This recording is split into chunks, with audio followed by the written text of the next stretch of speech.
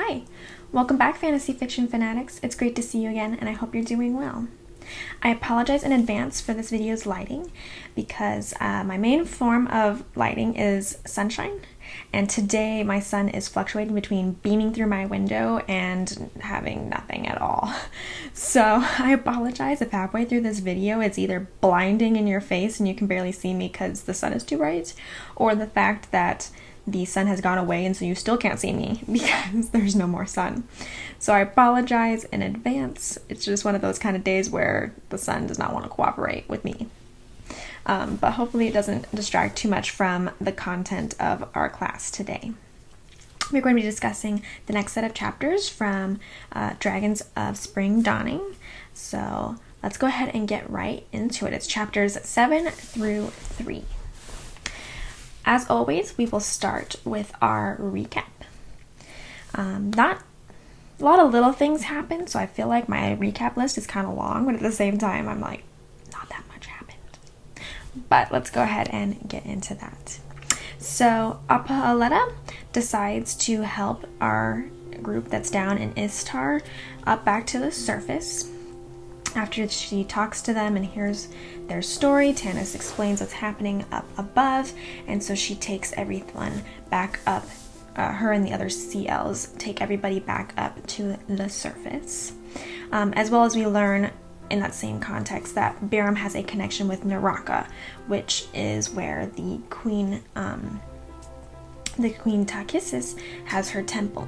So it's a big connection. It's something that's really surprising, at least for our companions. Not quite so much for us since we saw some of his memories, but obviously there's something important that he is connected to with that temple, or at least the area of Naraka. So the company then washes ashore about where they wanted to be, but they have little memory of the time that they spent under the water, and they're not really sure how they got down there or how they got back up, and there's just very limited skittish memories about their time down in Istar. They are then reunited with Flint and Tass because they end up going to the city. Kalaman, I believe, is where they were at. Correct me if I'm wrong. I'm pretty sure it was Kalaman. And then they learn of Lorana being kidnapped, and they learn of the Good Dragons and the Dragon Lances, because Lorana and her group were the ones that had discovered all that, and Tanis and everybody else that's with him had no clue that that was happening at this point. So they finally learned about the turning of the tide for the war, and Lorana's role as the Golden General, and all of that information that they didn't know before. And Tanis also learns of Strum's death, and is pretty devastated to lose his friend, not being able to see him again. So Kityar then comes down to the city and says that unless they surrender and hand over Biram, the green gemstone man, that they will be destroyed. So they have to surrender, otherwise I guess they will be destroyed because she'll attack them, but Lorana will also be dying. So she's hoping that the fact that their Golden General is captured by the enemy and they don't want her to die will provoke them to surrender the city and to hand over Biram. And then they decide Tanis decides that he's going to go ahead and save Lorana. And he's going to take Biram with him as either a scapegoat or to learn of what the connection is between him and Naraka, and why he is so important to the Queen winning the war. So the other companions obviously decide that they're going to go with him anyway, and they all start traveling to Naraka, and they are traveling on a couple of bronze dragons in the hopes of making it quicker to be able to fly there. However, Fizbin, our wonderful, wonderful Fizbin, who I love it so dearly, decides to get on his dragon and blast him out of the sky. Well, he tries to blast him out of the sky, but really the dragons just decide to descend and go to the ground and drop their people off because Fizbin is putting fireballs in their ranks.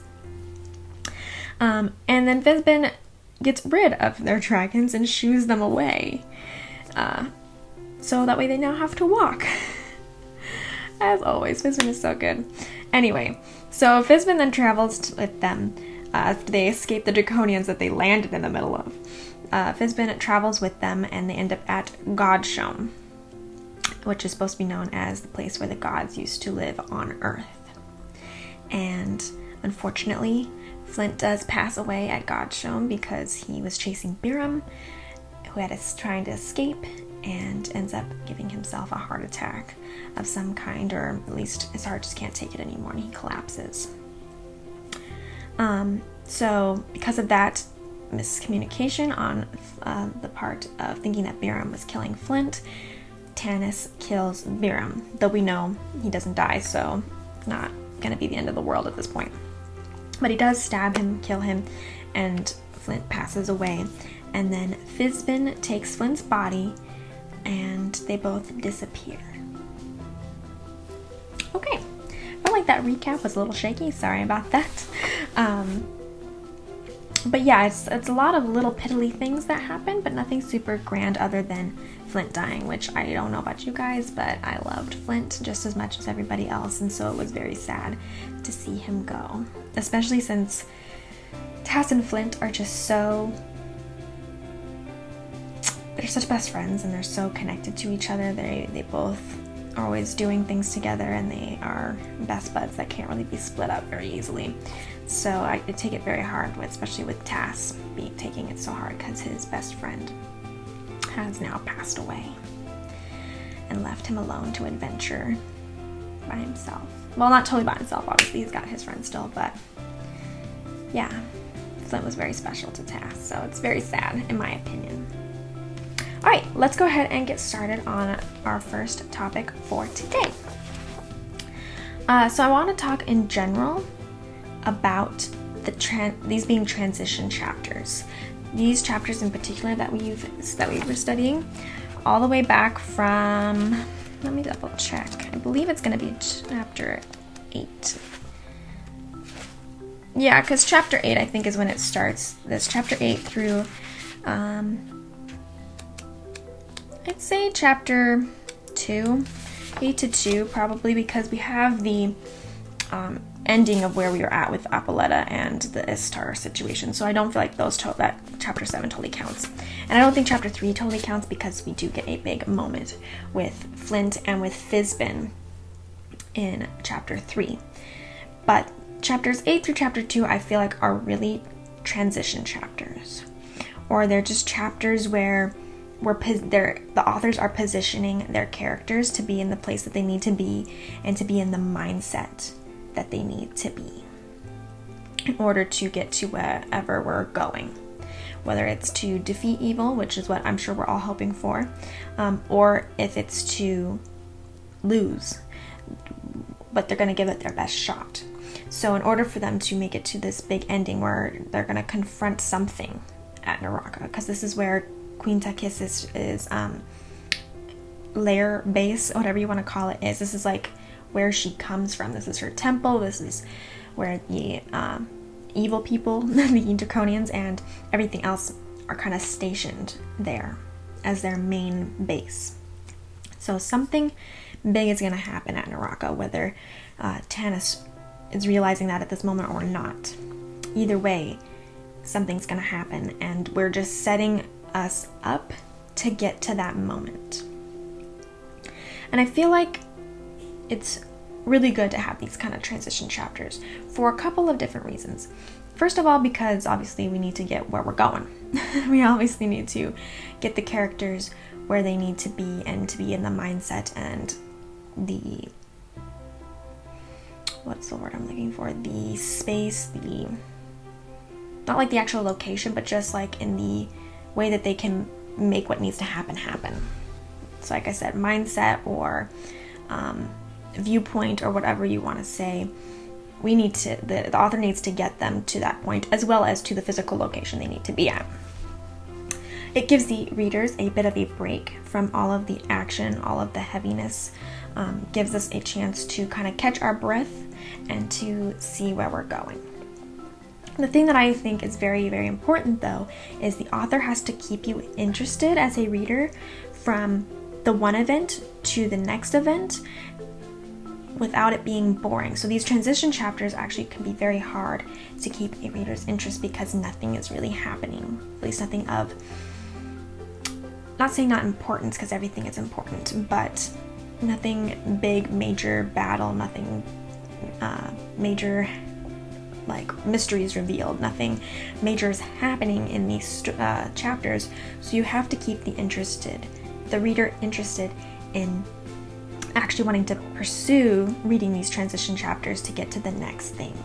And Margaret Weis and Tracy Hickman have already captured our hearts through the first 3 books, and even from just event to event, because we do want to know what happens. We are getting so close, and I think as a reader at this point you can feel that you're getting close to what's going to happen and where it's going to end, and good versus evil's battle's going to begin, however that battle is going to take place. And so you're already invested, so you feel like you're getting a little bit of a break that's winding you up in order to shoot off to the end.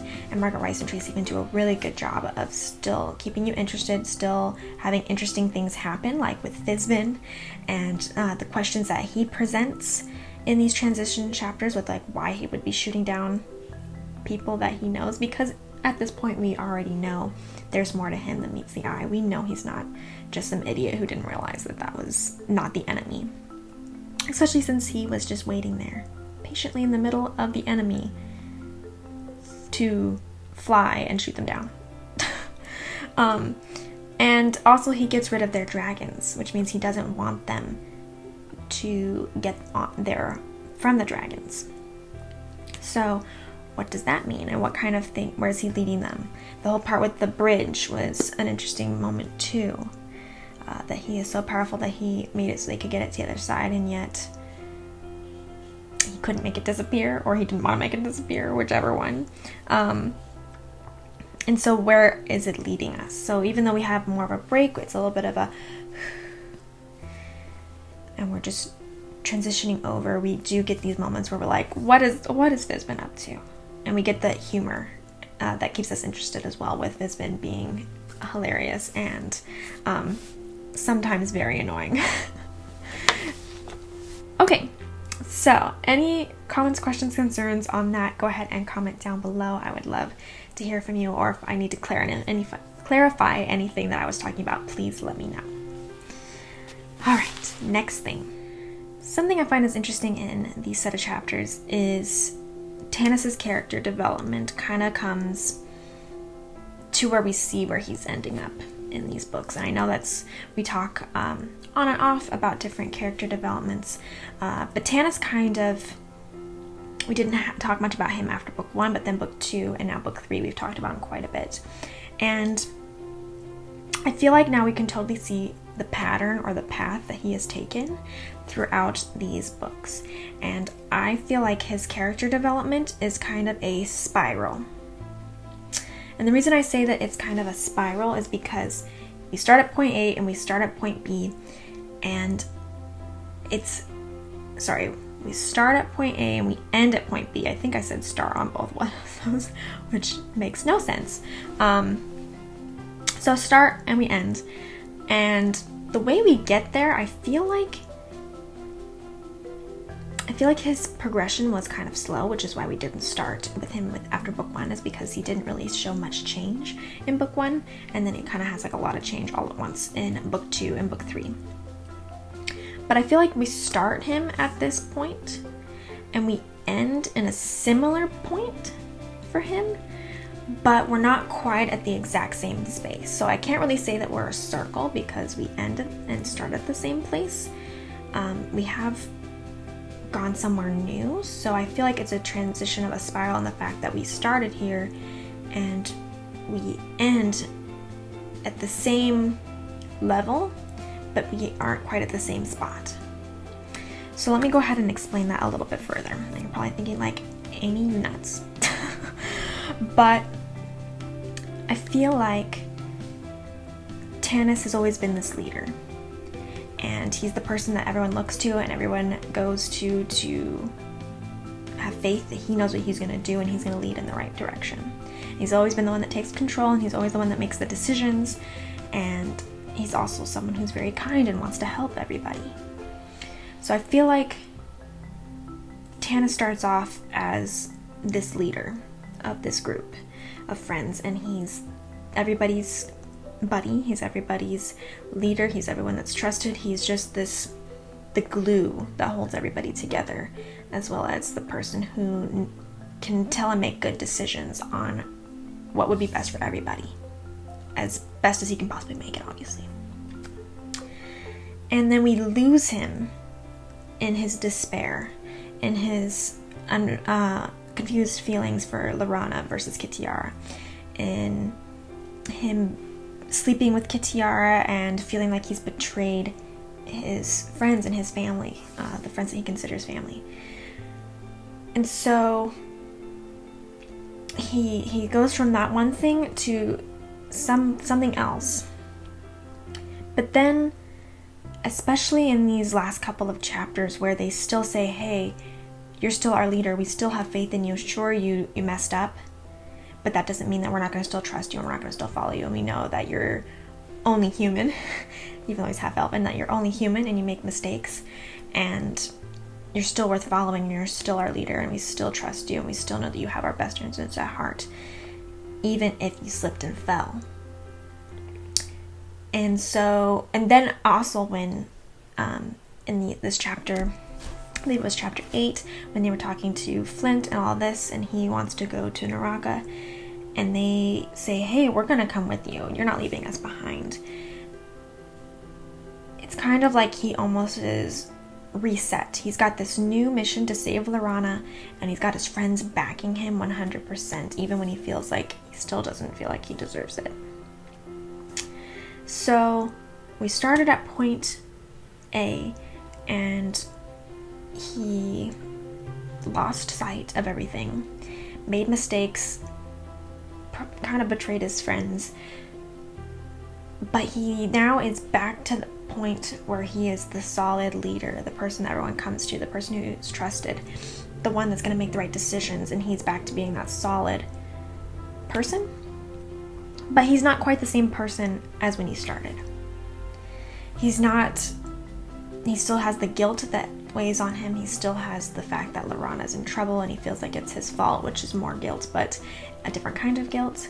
And he's also got the point where he doesn't have as many friends. He's got more knowledge. He's got new goals. Like, there's just so many things that because he struggled with Laurana versus Kitiara, decided he wanted Laurana, and then still messed up and went to Kitiara, these decisions have now changed him and how he's going to lead and how he's going to act in the future.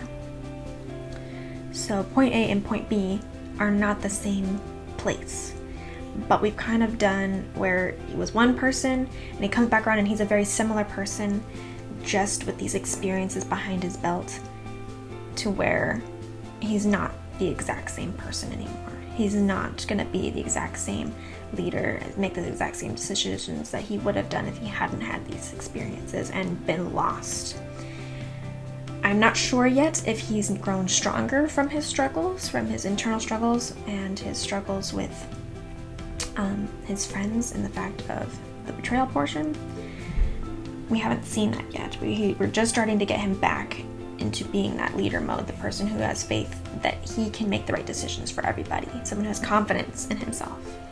So that's what I meant by our spirals. We've gone from point 1, where we're at one point, and we've gone all the way around until we're not connected, but we're about at a similar place.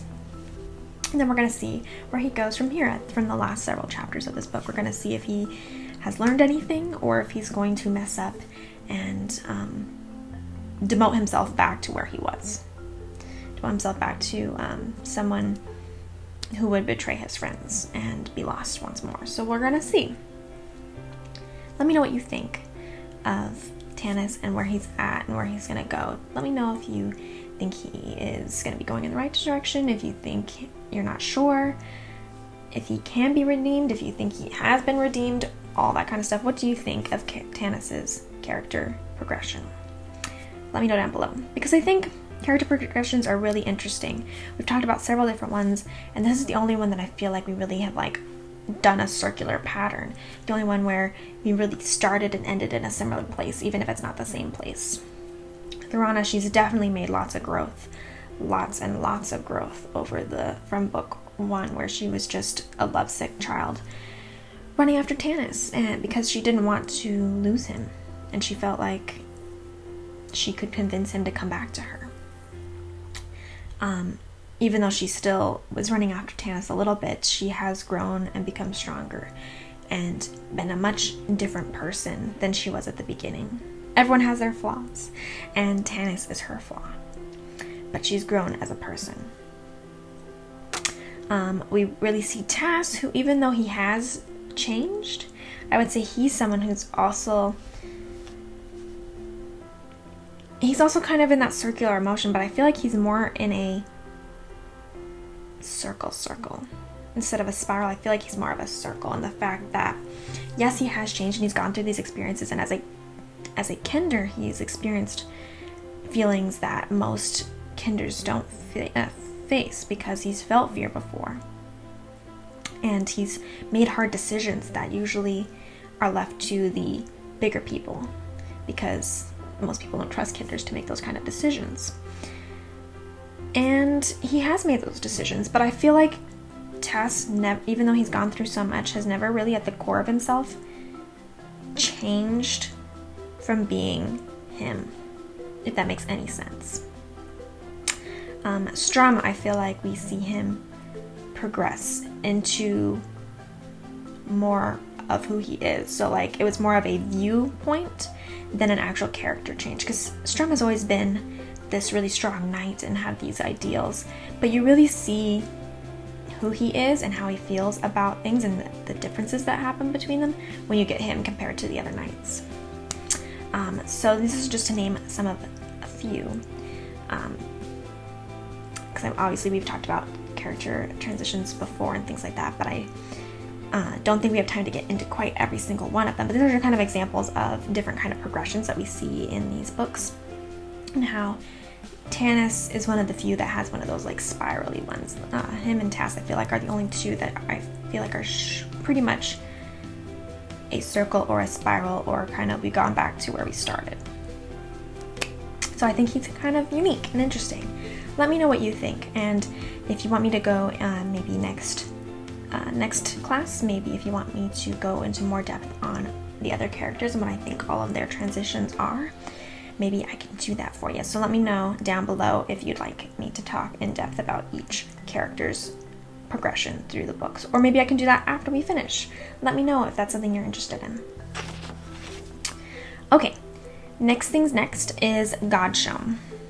So we have our last chapter is called Godshome, and that's where they have arrived at Godshome, which is supposed to be where the gods would live on Earth.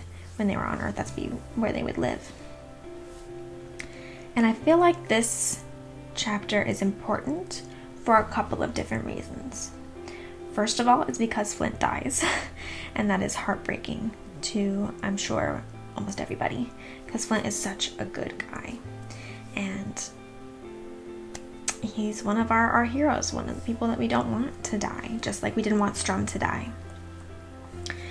And I feel like it's important to talk about Flint's death in relationship to Strum's death, because we don't have tons and tons of deaths of people who are really close to us as the reader, the people who we are following. There's obviously lots of death everywhere, but not tons in the people that we really know really well. So I'd really like to compare it to Strum's death, because we saw Strum die on top of the tower. He gets stabbed through, and it's in the heat of battle. And it's planned, because Strum completely knows when he steps out there, he's gonna die. And he's accepted that death. And it's almost more heartbreaking for Strum, because we know he's made this decision. Obviously, it does save tons and tons of people, to save everything that they were fighting for, but it's still heartbreaking that not only did this person die, but they chose to go out there and sacrifice themselves. Flint is different because Flint is just getting old, and he's pretty much just died of overexertion because of his age and his medical problems that he has. He's just finally couldn't do it anymore. He overexerted himself, and now that he ended up, sorry, it's really sad, ended up being being the end of his journey is what it was. He was chasing after Barham, and he just pushed himself too hard. So compared to Strum's death, Flint's death is much more calm. It's much more of a slow process.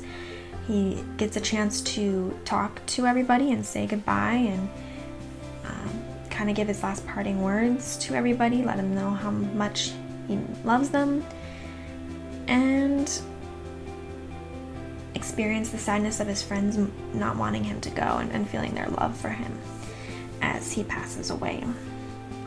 It wasn't a death that he chose. He was wanting to keep up with his friends, wanting to help them out through this journey, and he really wanted to help by catching Barham, wanted to play his part, and it ended up being the end of his journey. As well as Strum died alone. He went up on that tower and he fought by himself, and he was killed by himself. Here Flint dies, and he's not alone in two different ways, because not only does he die with his friends around him, and his friends loving him and being there for him and mourning him before he's even passed, he's also not alone because Fizbin, whatever Fizbin is doing, he asks Fizbin to help him take the first steps of this journey with somebody that he knows, and not have to do it alone, since he has been with friends for all his other journeys. And Fizbin says that he won't take it alone, and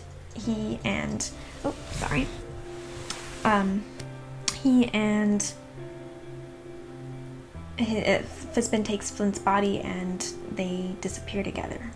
And he says that's because he promised him he wouldn't be alone.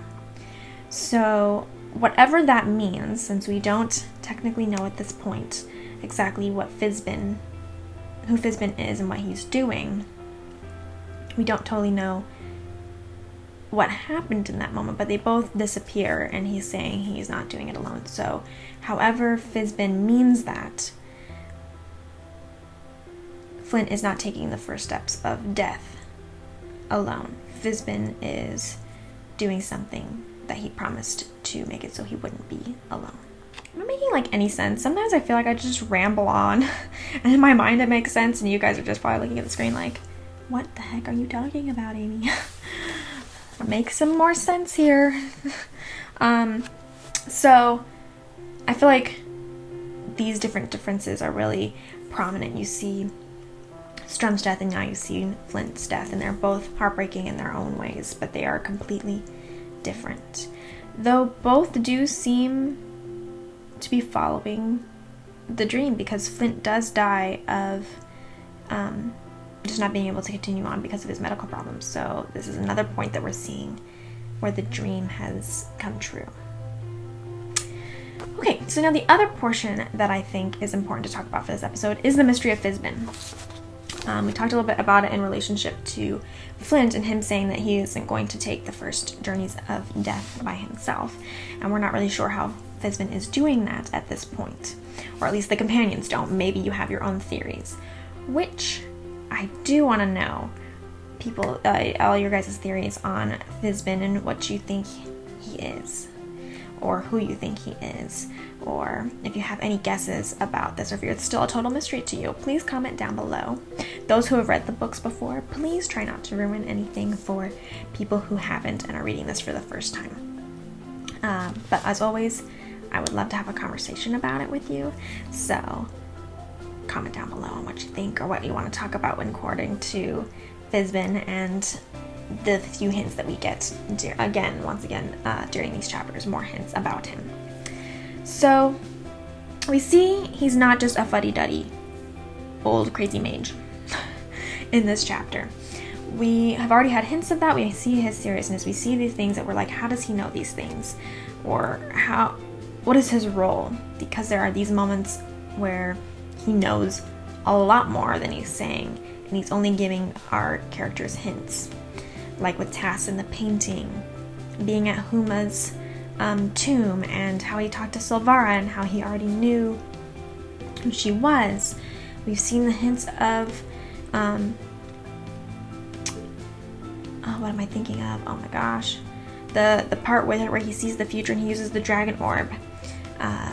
All these moments that were like, this guy isn't who he says he is, or at least who he's pretending to be. Now, Tanis and our companions haven't really seen that. I mean, they have seen it. Some of them have seen certain ones, some of them have seen other ones, but we don't really see any of them really believe in the end that Fizban is more than what he says he is at this point, even though us as readers are like, come on, you gotta have some kind of guess that he is not exactly who he says he is. He's not just some stupid old fool who's blowing you out of the sky with fireballs because he's mistaken you for the enemy. But they haven't, and I find that that's really interesting that the authors have given us glimpses and given us the knowledge that, hey, he is not who he seems to be, and is leaving our characters not able to figure it out and not able to see these moments, or at least not see them completely enough that they will recognize that he's not exactly who he says he is. And in this chapter, we do see another serious moment. We do see the serious moment when he's talking to Flint, and Flint says, I know you now. We had a couple other times where somebody in our group, or somebody who was not in the group but that we knew, has mentioned a recognition of Fizban. So the question is, what recognition are they recognizing? And why is nobody saying anything about it? We see that he is very nurturing of Flint. He's very caring, very loving of Flint. In this moment, he picks him up and says, I'm not going to leave him alone. And even though he doesn't explain to Tanis and everybody else what that is that he is doing, where he won't leave Flint alone, you can just see that he really cares, and that he has made this promise and he's fulfilling it, however it is that he's fulfilling it. And then he disappears, and the stars in that black stone on the floor, even though there's no stars in the sky, the stars in the stone have the constellation of the warrior put back where it's supposed to be. Interesting, right? Again, I'd love to know what your theories are. I'd love to know what you think. I love Fizban, and so I'm just really excited for the coming chapters and to see what we find about him. Margaret Rice and Tracy Hickman have done such a good job of really making you interested in these characters. He's all the way back from book 1, where you're thinking he's just this moron. And you still see these glimpses, and like at the beginning they're very, very tiny glimpses, where if you've only read it one time, or at least when I only read it the first time, I completely skipped over them. I didn't even realize they were there until I read it a couple of more times. And then you keep going and you keep going and you get more hints and you get more hints, and they become a little bit bigger and a little bit bigger hints and a little bit bigger hints. And it's just building through the full 3 books. And I just think Margaret Rice and Tracy Hickman do such a great job of keeping some of these mysteries that you have and these questions that you have alive throughout such a long process, to where you still don't know for sure who and what he is. They just really made you want to know through this whole time, be like, who is he really? What is this character? He's this funny guy and he's always causing problems. And then we have these moments where you're just like, who is he?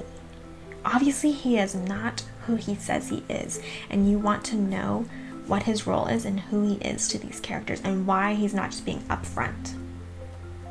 So I find it really, really interesting and really fascinating that the authors can do such a great job of leading you and leading you and leading you and leading you until we get to wherever we're going to get by the end of this book, and hopefully have confirmation of exactly who Fizbin is and exactly what role he played and why he wasn't up front with our group. It's pretty exciting, isn't it? We're getting actually pretty close to the end of our story. We've only got 2 more classes to go to finish the trilogy, which is pretty exciting. We're officially finished our first set of books on this channel, so I'm pretty excited. All right, so last thing I'd like to talk about is the nitty gritty, as always. I've got 3 different things I'd like us to keep in mind as we go forward, and yeah, I think that these are things that we should keep in mind that we're interested in. First thing is just kind of a reminder that we haven't actually seen Razlan since the beginning of this book. He's been mentioned a lot, but since he's abandoned the group on the boat and gone to the library, the last glimpse that we have of Razlan is him dying on the floor. And we see the historian telling him that he sees a dying man. And that's the last that we have seen of Razlan. Comment down below if you think that he is dead. Comment down below if you think he's not dead and he still has a role to play in this story. I just think it's interesting because even for me, as we're reading along, I don't really realize that we haven't seen Razlan because, well, first of all, because I know what happens since I've read it before, but second of all, just going through the story, you just don't even realize it. Like, I mean, we spend long amounts of time with Laurana and her side, and then we switch and we spend a long amount of time with Tanis and his group, and now we've kind of merged a little bit, but we haven't seen anything of Razlan since. We don't know if he's alive or dead. We never got a confirmation, but we haven't seen him, and it's kind of missed over, especially when we were talking always about him with Caramon and everything like that. We're like, we don't even realize, at least I didn't realize, that he hasn't been mentioned until I just thought about it. I'm like, he hasn't been mentioned in a long dang time. Just something to keep in mind, that we don't know for certain if he's dead or not, but he definitely hasn't come back in many, many, many chapters. So I'd love to hear your ideas down below on whether you think he's alive or dead and why. Second thing I'd like to mention is another thing with Fizbin, and that is just to mention that it's very interesting to have another hint about how the fact that the dragons prostrated themselves and bowed to Fizbin when he was shooing them away before they flew away, and that they lowered themselves out of the sky when he began shooting fireballs at them, even though he didn't ask them to. That he just like, okay, he's throwing fireballs. They could have easily flown away from him. Probably they could have done something, but they end up dropping them off, prostrating themselves in front of Fizbin, and flying away. So, hint, hint, wink, wink. Another clue in the puzzle of Fizbin. So don't forget to include that when you are trying to suspect who he is and what he is. Love, as always, to hear your theories and hear what you have to say about him. Alright, and then last but not least, it seems that we might have... Oh, I can tell my light's going away. Sorry about that. It seems that we have left Goldmoon and Riverwind. Probably for the rest of this book. The fact that we've left them behind. Tanis says, hey, Goldmoon is pregnant. You and Riverwind need to stay in the safety of the city. Even though, nowhere's really safe, but at least not come on this journey and walk into the depths of darkness and evil itself. It's really great that they wanted to come with them anyway. They weren't going to let that stop them, even risking their future family to go help them. But Tanis has them stay, and they do light that candle for them. How do we feel about this goodbye that we've had, or this leaving them behind that we had. We didn't really get a chance to, it was so sudden, we didn't really get a chance to really say goodbye to these characters. And it might be the last moment that we see them, at least if we're going to think about it in the terms of they're not in Naraka, where it seems like the main stuff is going to be happening. So we might not see them again. Well, how do you feel about it being a goodbye for Gold Moon and Riverwind? How do you feel about this goodbye? How do you feel? Do you think that we'll see them again? Do you not think we'll see them again? What are your thoughts and feelings on that? I'd really love to know, because I feel like it was really sudden, and it's really sad to suddenly say goodbye, and yet it's at the same time, it's very touching the way Tanis thought of them first and knew that they needed to, no matter how much loyalty they had to him, that they needed to stay behind and to take care of their family. Let me know what you think. Yeah, so this class, I guess, is a little bit shorter today. Again, these are kind of transition chapters, so there wasn't quite as much for me to talk about in depth. At least I didn't feel like there was anything worthy of talking about in depth. If there was something that I missed that you would really like to know about or have a conversation about, please tell me down below, or you can go to my Twitter at fantasyfiction1, and you can always contact me on there, and I will love to have a conversation with you, either down below or at Twitter. Let me know, because I really don't want to miss anything that anybody was hoping to talk about or to discuss. Whew, I feel like I go round and round in circles. Do I ever repeat things too often? Please let me know, because I feel like sometimes all I do is say the same things over and over again, but in my head I'm trying to reconnect everything back together that I'm trying to say and make it make sense. Let me know. As always, I will talk to you next time for our next class. We will be reading chapters 4 through, I believe it's chapter 9. I had it written down elsewhere, and then I forgot to put it on my mini notes. Of course I did. Yes, chapter 9, which in my book is going to be pages 251 to 325. So again, it's 6 chapters instead of 5, but I felt like we were really getting into the good stuff, and we needed a little bit more to go through, especially like I said, with these ones being the transition chapters, and then with us getting to kind of the meat of what's going to happen. I feel like doing the 6 chapters is going to give us a lot more to work with, a lot more to talk about in terms of the ending and where we're going to go. All right. Thanks for joining me for today's class. Sorry it did take me a little while to get the next one up, but from here on it should be a little bit more smooth sailing in order to get my classes going with you again. Thanks as always for being patient, and I will see you in the next class. Bye.